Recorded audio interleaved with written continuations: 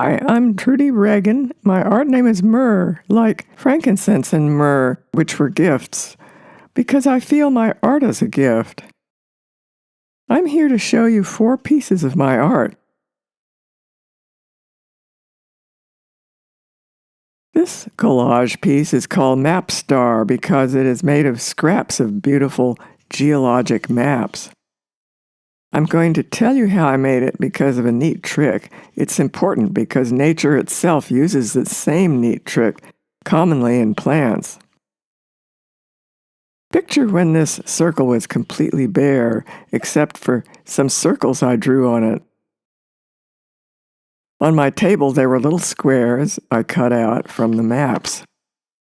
How did I know what size to cut them? Well, if this one is 2 units and this one is 3 units, and you add 3 to 2, you get 5 units, which is this square. And 5 units to 3, and you get the next one, 8. 8 to 5, you get 13. 13 and 8 gets 21. So I cut the squares to these sizes. This is called a number series, the Fibonacci series. Fibonacci, who worked this out, was an Italian in the Middle Ages 800 years ago.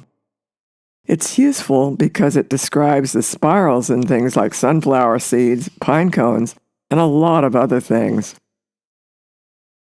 The next problem, where to glue them after I laid down the first circle.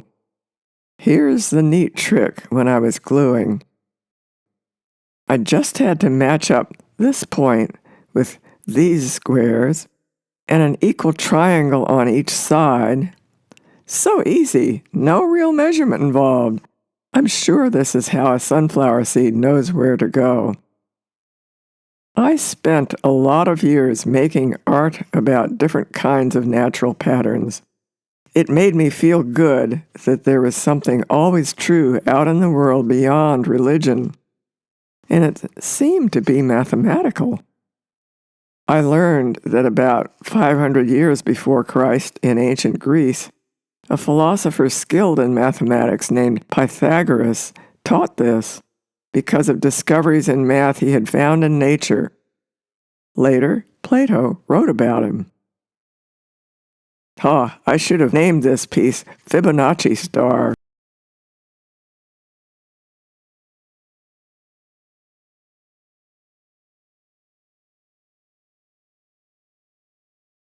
This work is called A Vast Consilience.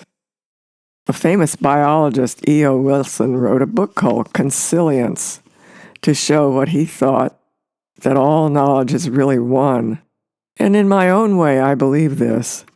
All we know is part of a great pattern, but we can't see the whole thing, which is why I put it inside of an eclipse. But each seeker, in his or her own way, glimpses only part of it. For instance, the biologist or particle physicist is going deeper and deeper into the ultra-small, or the cosmologist peering farther and farther out into the universe. Just in my lifetime, we have learned that the universe is billions of years older than we thought, and deeper, peppered with galaxies. And the artist or music composer putting intuition at work to pull together what he or she has discovered to make something beautiful. And the mystic who may have an experience of oneness with the universe together with abounding love. Seekers with 4 different approaches, none seeing the whole pattern. I could have called this work The Quest.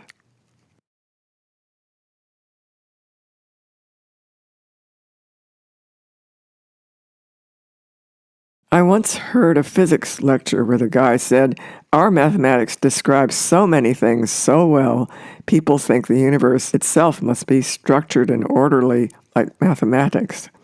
But mathematics is man-made. What if we just happen to find things out in the universe that just happen to be isomorphic? It fits the math that we already have. We have no way to know what else is out there, what is unknown." This impressed me so much that I made this block print, which I called Science is system searching for system. In the background is a real star chart. Here's Orion's belt. The design, the system, is reaching out to describe it, but it is so very different. I did this in 1971 when I was still rather young. This challenges what many have believed from the ancient Greeks forward. What are we to believe? It's really ambiguous, meaning it could be either one.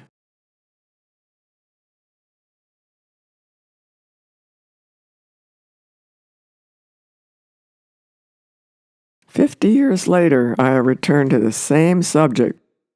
This painting is called Paradox. A paradox is a deep puzzle. The deep blue-green represents the deep unknown, like the star chart. This detail shows how I painted the background dot by dot, which took a pretty long time. The design is how we try to explain it, but it is not only inadequate, but it has some paradoxes that seem impossible to resolve. One's out in the world, for instance. Light. Is light particles? Is it waves? Is it somehow both? This is still an unanswered question. I showed the painting to some mathematicians. One said, "You know, that design, it's a hypercube."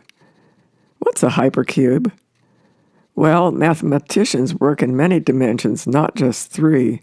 A hypercube is a cube, but in 4 dimensions. The blue-green could also represent people's religious experiences, so hard to put into words. When I was 46, I had such an experience of feeling myself at one with everything, close and far around me, and a huge love for people. It changed the direction of my life. How do religious doctrines handle these? If it is a deep experience of the transcendent, loving being, why are there so many beliefs? Are their words just like the white lines? About the experience, the wise say, "The tongue has not soiled it." A meditator, then, or a group of worshiping people in silence like Quakers or the Buddhists, or one who is living a life dedicated to mysticism, has this aim: to subdue the explanations or doctrines about it in order to glimpse or even live in the source of that wonderment.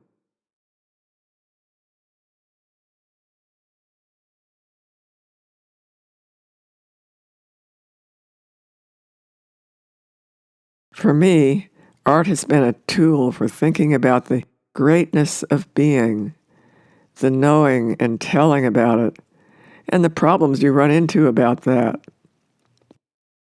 If you go to my website, you will see the full range of my work. Some of it will surprise you.